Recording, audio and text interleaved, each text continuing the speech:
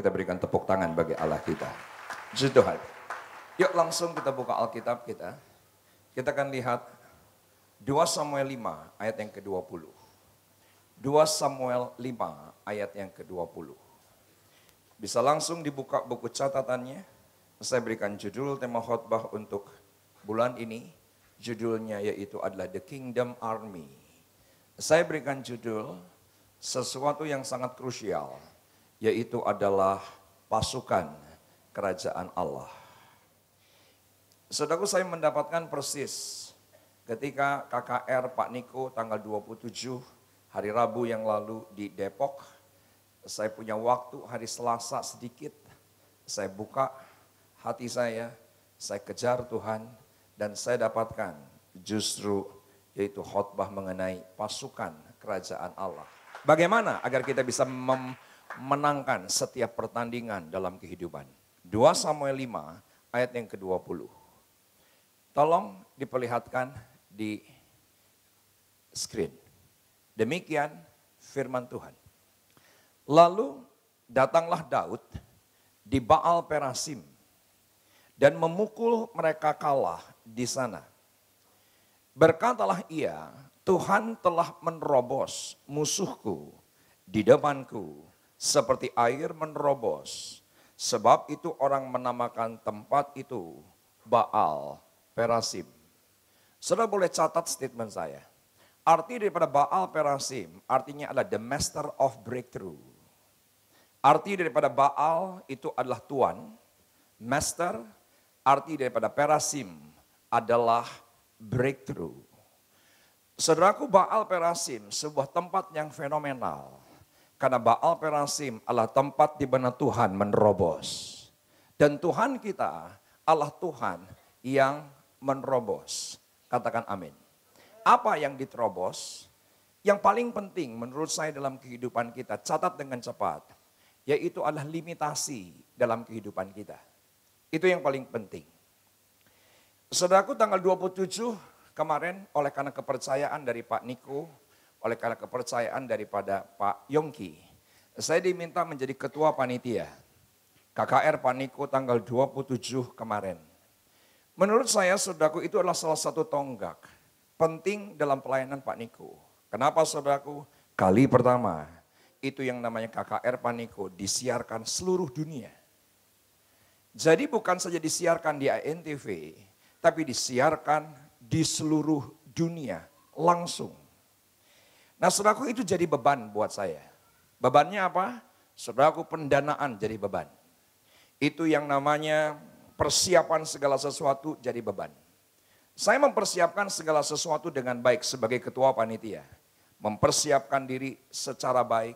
3 hari terakhir saya sampai rumah jam 12:30 pagi.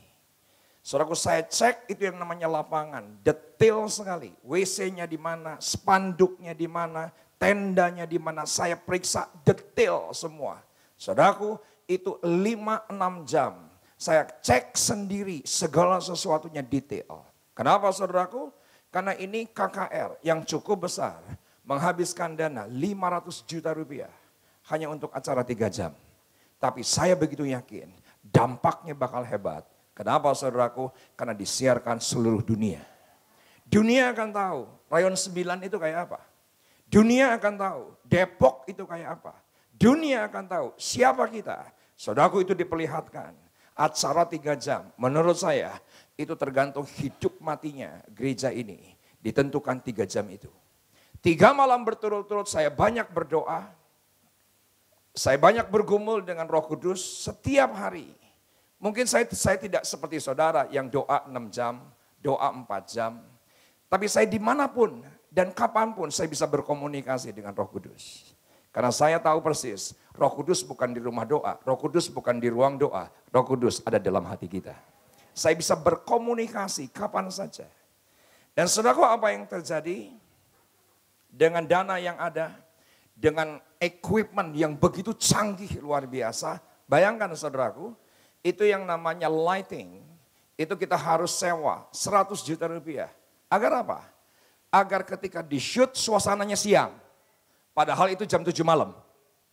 Jadi itu sedemikian detailnya. Saya minta maaf, saya kecewa dengan banyak panitia. Karena concern mereka begitu rendah. Sangat rendah sekali. Saya harus saudaraku itu sampai jam 12:30 pagi.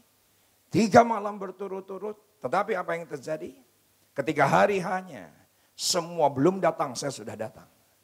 Saya mempersiapkan segala sesuatunya sampai yang namanya lampu di tenda. Saya persiapkan detail.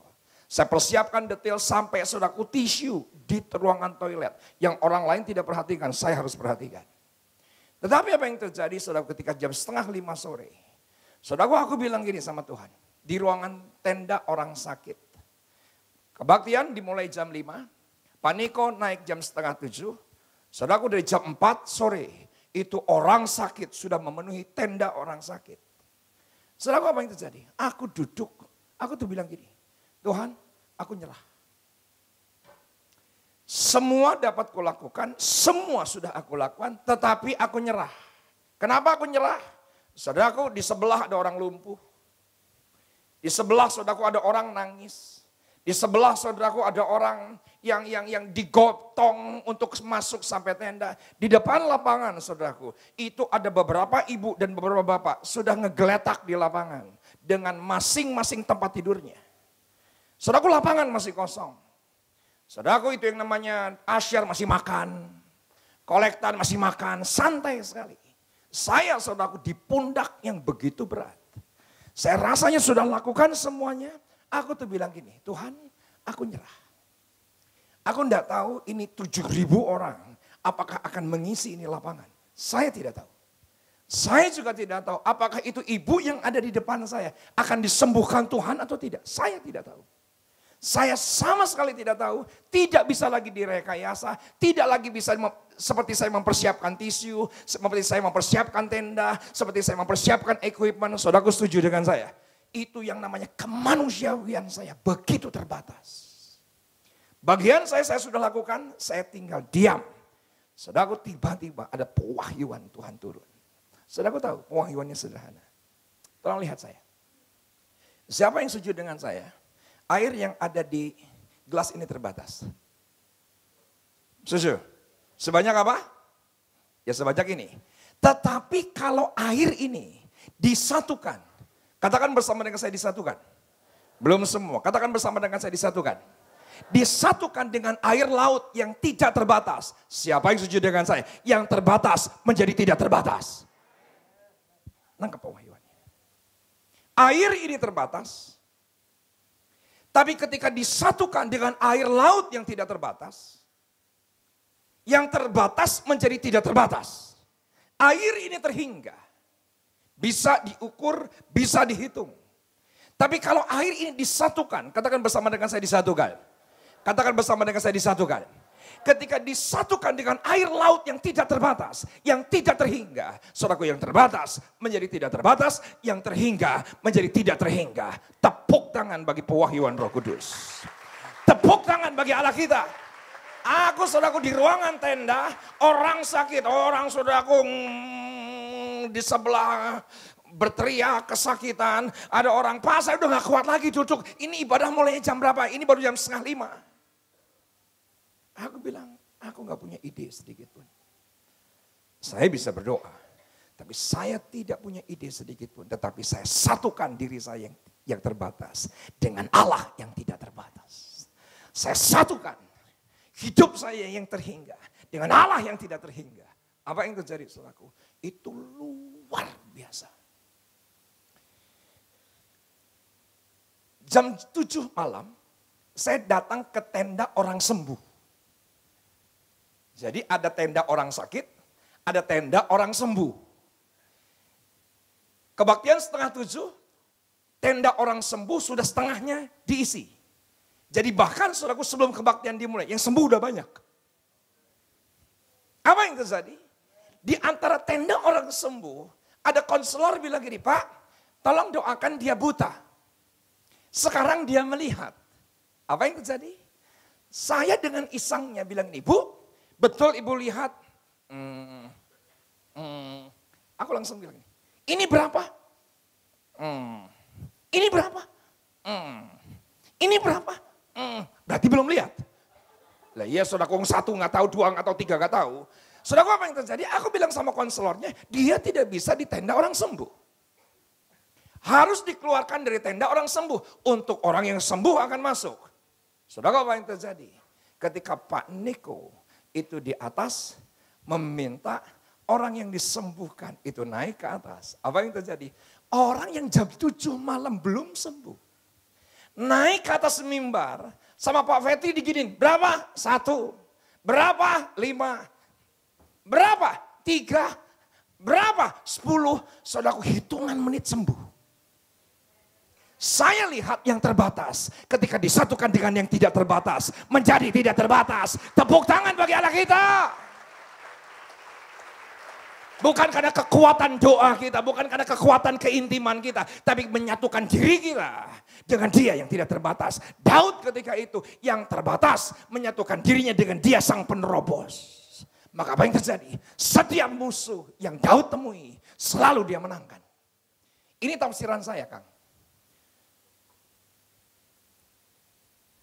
Sekarang ilustrasi lagi. Kamu berdua. Berdua.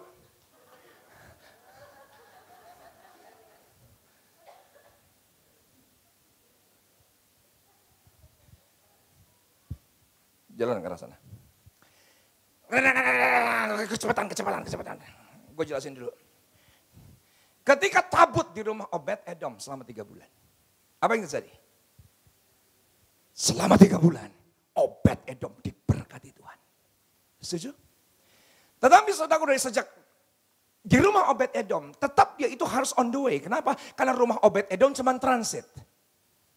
Kemana saudaraku? Yaitu ke Yerusalem. Apa yang terjadi? Saudaraku, itu yang namanya ketika tabut berjalan, pelan-pelan. Itu Daud nari-nari. Dia nari-nari. Setiap langkah saudaraku bang korban. Dia nari-nari. Dia nari-nari. Dia nari-nari. Ibu Elsa bangkit berdiri. Ibu Elsa bangkit berdiri. Istri Daud bilang begini. Gokil loh. Bilang gokil loh gitu. Nah, saudara kan. Nari-nari. Nari-nari. Bilang lagi dong. Nari-nari. Yang beli nari-nari. Saudaraku, saya minta maaf. Banyak tafsiran bilang begini. Karena Daud bersuka cita. Saya setuju. Tapi maaf, saudara boleh catat. Sebetulnya ada alasan daging. Kenapa Daud menari-nari? Karena selama ada tabut Allah, dia tidak pernah kalah. Selalu menang. Dia nari kenapa? Karena dia menang. Oleh karena apa? Karena dia menyatukan dirinya dengan sang pemenang. Ketika saudara yang terbatas menyatukan diri dengan saudara yang Allah yang tidak terbatas, kita menjadi tidak terbatas. Kita yang terhingga menyatukan diri kita dengan yang tak terhingga, kita menjadi tidak terhingga. Itulah pasukan kerajaan Allah. Bukan karena hebat kita, tapi karena kita menyatukan diri kita dengan Allah kita yang luar biasa. Tepuk tangan bagi Tuhan kita. Nari lagi dong. Nari-nari. Nyembeli, nari-nari. Berdiri dong, Bu. Kayak orang gila. Menurut saya, saudaraku, ada alasan daging. Setuju enggak? Setuju enggak, Bapak? Banyak orang, itu alasannya rohani. Menurut saya, alasannya daging. Kenapa alasannya daging? Sederhana, saudaraku. Karena Daud tahu, selama ada tabut Allah, pasti menang perang. Bukan karena tabut Allahnya. Bukan juga karena Daud, tapi Daud yang terbatas menyatukan dirinya dengan yang tidak terbatas. Menjadi dialah yang menerobos dalam kehidupan kita. Tepuk tangan bagi Allah kita. Tepuk tangan bagi Allah kita. Katakan haleluya. Choir katakan. Ya lemes banget choir ya setelah ya kan.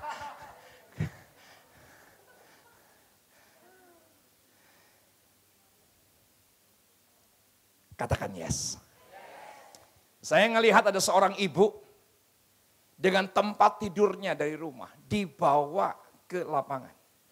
Seorang ibu. Saudaraku ketika aku lihat, waduh itu jelma aku macarana cagerna. Itu doakan lagi model naon dan duka teuing saudaraku. Saudara nggak tahu pakai model apa, saya tak doain nggak ngerti. Tapi saudaraku apa yang terjadi? Yang namanya kalau di KKR saudaraku kita bisa melihat yang namanya orang bawa tongkat pulang, itu biasa. Orang saudaraku Itu dorong yang namanya kereta dorong, itu biasa. Saudaraku itu di kebaktian itu, apa yang terjadi? Itu yang namanya tempat tidurnya. Saudaraku ditaruh di pundak.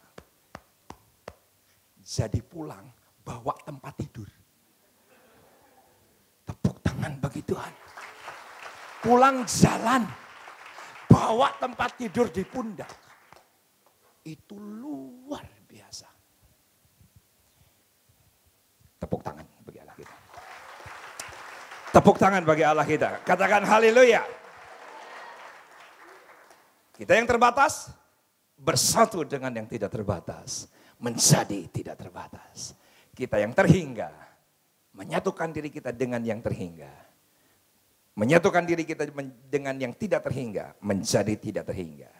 Karena dialah the master of breakthrough. Markus 10. Ayat yang ke-46. Markus 10 ayat yang ke-46. Yesus menyembuhkan Bartimeus. Arti Bartimeus adalah unclean. Arti Bartimeus adalah apa Pak Yoce unclean? Najis.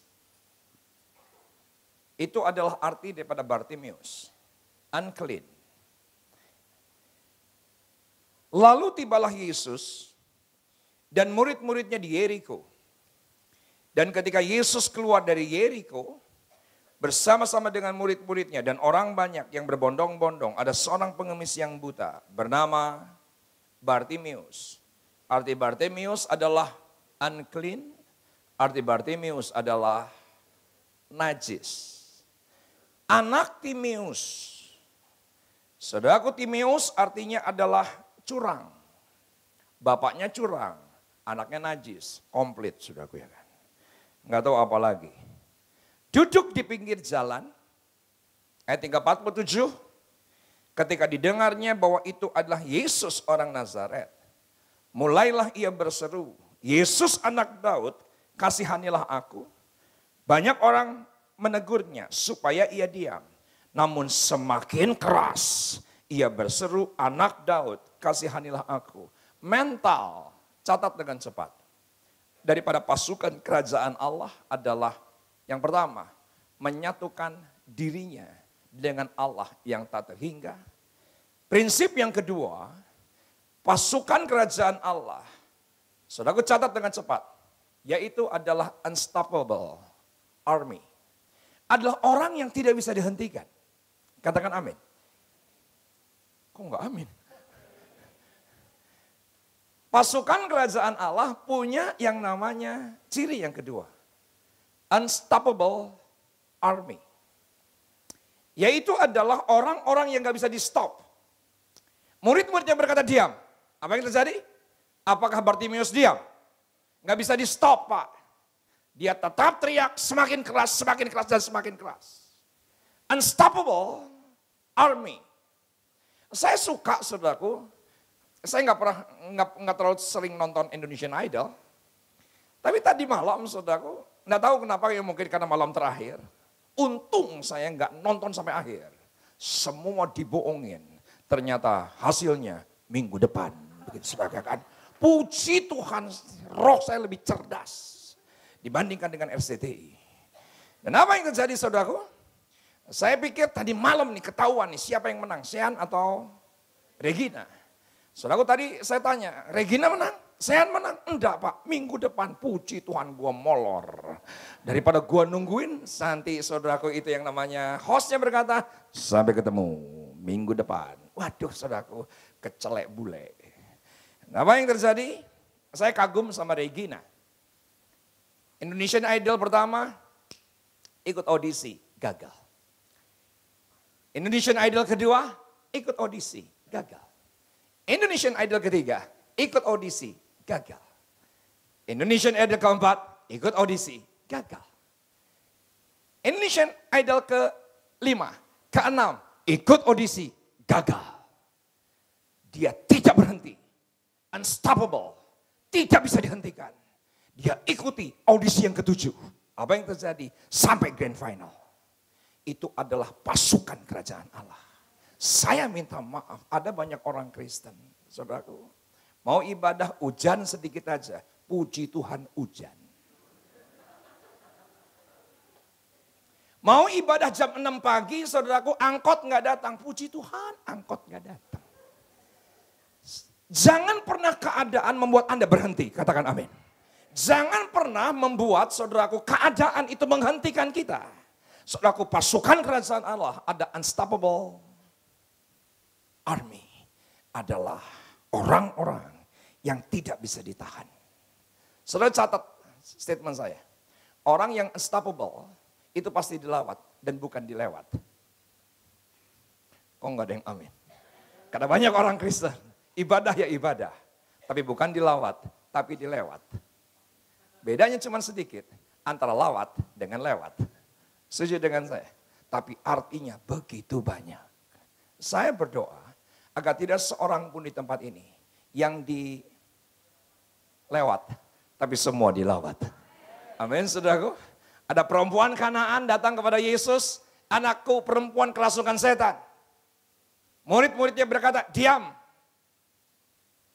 Dia tambah keras. Murid-muridnya bilang begini, pulang. Dan saudaraku yang mengerikan sekali.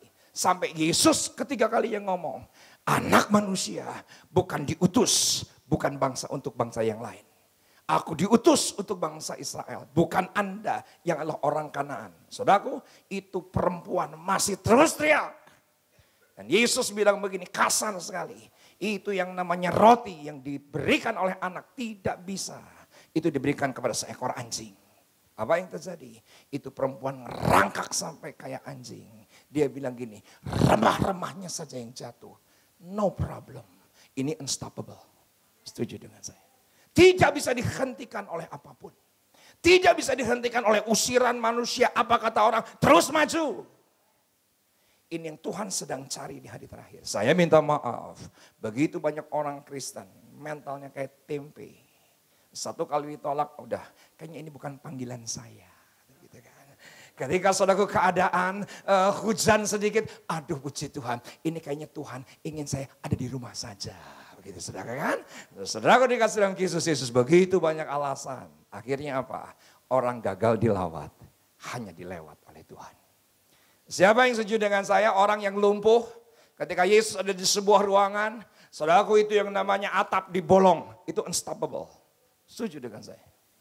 Itu orang gak bisa dihentikan. Saudaraku lewat pintu gak bisa. Lewat jendela gak bisa. Apa yang dilakukan? Lewat atas dibolongin atapnya. Itu unstoppable. Orang tidak bisa dihentikan.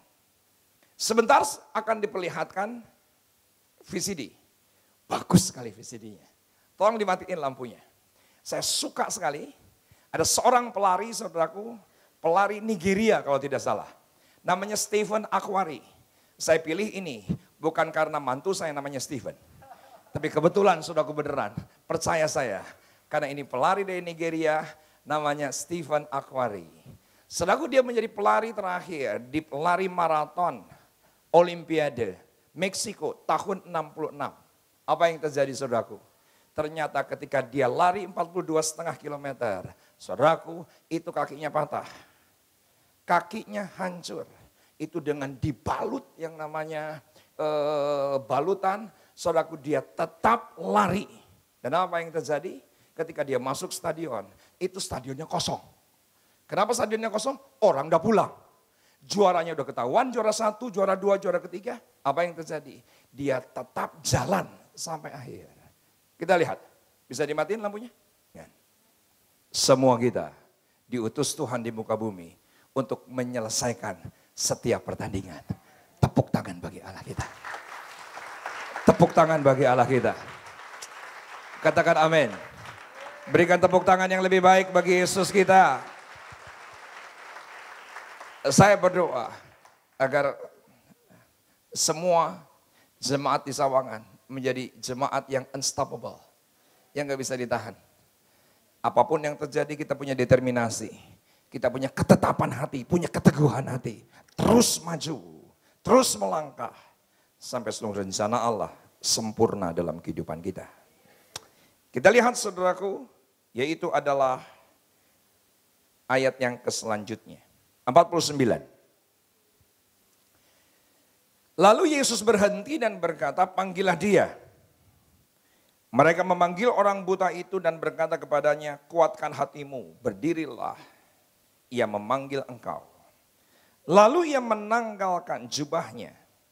Ia segera berdiri dan pergi mendapatkan Yesus. Saudaraku, ayat yang ke-51. Yuk sama-sama kita baca ayat yang terakhir. 2, 3, ya. Tanya Yesus kepadanya, apa yang kau kehendaki supaya aku perbuat bagimu? Jawab orang buta itu, Rabuni, supaya aku dapat melihat. Saudaraku, sepanjang bulan Juni akan menjadi bulan yang tidak akan pernah saya lupakan. Saya nggak sadar, baru beberapa hari yang lalu baru sadar betapa padatnya saya melayani. Minggu pertama saudaraku bulan Juni saya harus ujian pendeta.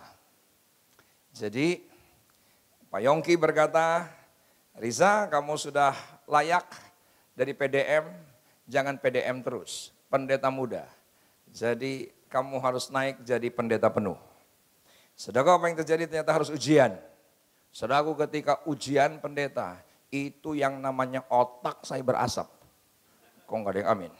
Itu saudaraku nyelesain ujian, saudaraku my goodness, itu yang namanya otak berasap. Itu saudaraku harus melewati ujian BPD, harus ngelewatin ujian BPH. Saudaraku, itu yang namanya buku yang dihafal, 7 buku sebanyak ini. Saudaraku, karangan dari pendeta H.L. Senduk, 7 buku segini. Bacanya aja berasap. Apalagi ketika itu yang namanya ujian. Dan apa yang terjadi? Minggu keduanya saya harus ke Belitung. Ke Belitung mengikuti Dulos Camp. Saudaraku, dari hari pertama sampai hari ketiga dibentak-bentak.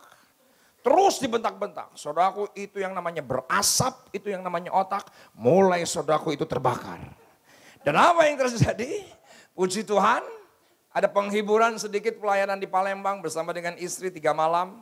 Saya menikmati Tuhan, menikmati lawatan di Palembang, pulang lagi ke Jakarta.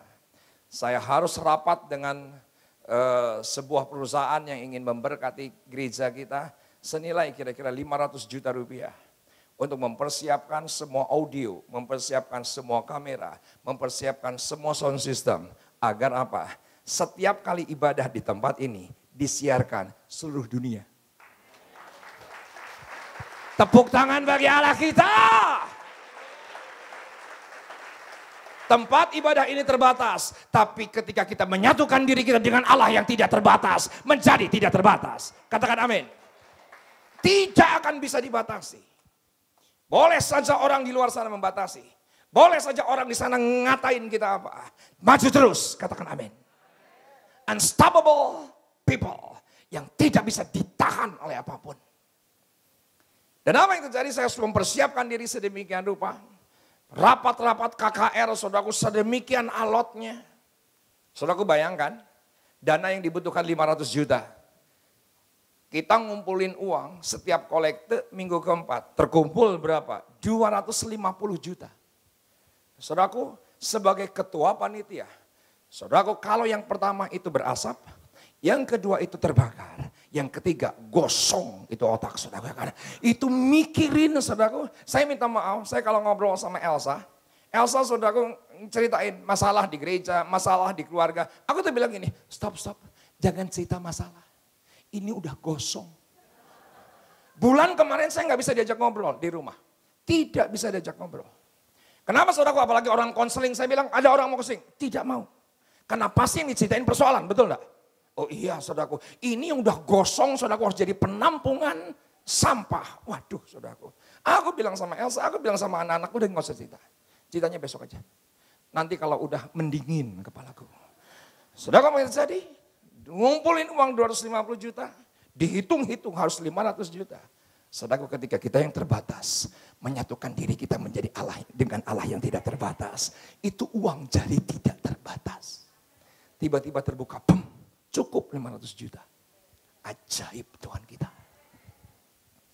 Dan apa yang terjadi saudaraku? Ada satu rapat lagi bersama dengan MNC Group. Untuk kali ketiga bersama dengan keluarga besar. Akan membawa rombongan 100 orang bulan depan. Puji Tuhan. Saudaraku, untuk kali pertama, saya akan berdoa 1 hari 1 malam di Pulau Patmos. Impian semua orang. Bisa doa di mana tempat. Gua, Yohanes, berdoa untuk gereja Tuhan di Pulau Patmos. Saudaraku, saya mempersiapkan diri. Saya juga akan harus khotbah di 7 gereja. Laodikia, Smyrna, Tiatira, Pergamus, Efesus, Philadelphia, non hiji deui teh. Ya pokoknya lihatlah kitab Wahyu. Saya harus mempersiapkan diri, saya mulai baca-baca saudaraku, literatur Alkitab mengenai 7 gereja. Saya mulai baca-baca saudaraku kehidupan daripada Yohanes. Karena saya harus khotbah di 7 tempat ini. Saya mulai baca-baca saudaraku, tiba-tiba aku tuh ngomong gini sama Roh Kudus, Roh Kudus, aku mau ke Patmos, mau ngapain? Aku agak lelah. Aku capek, tapi saudara boleh catat statement saya. Saya ngambil keputusan, lebih baik letih melayani daripada letih nganggur. Kok enggak ada yang amin?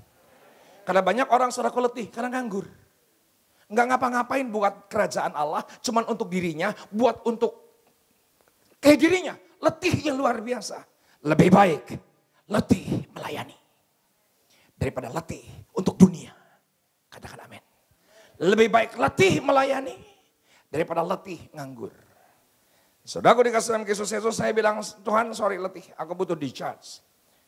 Mengucap syukur aku mau ke Patmos. Aku mau lihat kemuliaan masa mendatang. Yang Tuhan tunjukkan kepada Yohanes, tunjukkan kepada aku. Saudaraku, tiba-tiba saya dengar suara Tuhan bilang gini, apa yang kau inginkan dariku? Saudaraku, catat statement saya. Doa yang paling powerful ketika Tuhan sampai bilang, apa yang kau inginkan dariku. Catat statement saya. Saudara boleh doa panjang lebar. Saudara boleh doa berjam-jam. Kalau belum sampai Tuhan bilang gini, apa yang kau inginkan dariku. Saudara belum nyentuh hati Tuhan. Tapi kalau saudara sudah nyentuh hati Tuhan, saudara apa yang terjadi? Tuhan akan sampai bilang gini, apa yang kau inginkan dariku. Saudaraku, saya nggak langsung minta langsung daftar. Saya terus berdoa kepada Tuhan. Dan salah satu saudaraku, dari yang dijawab Tuhan.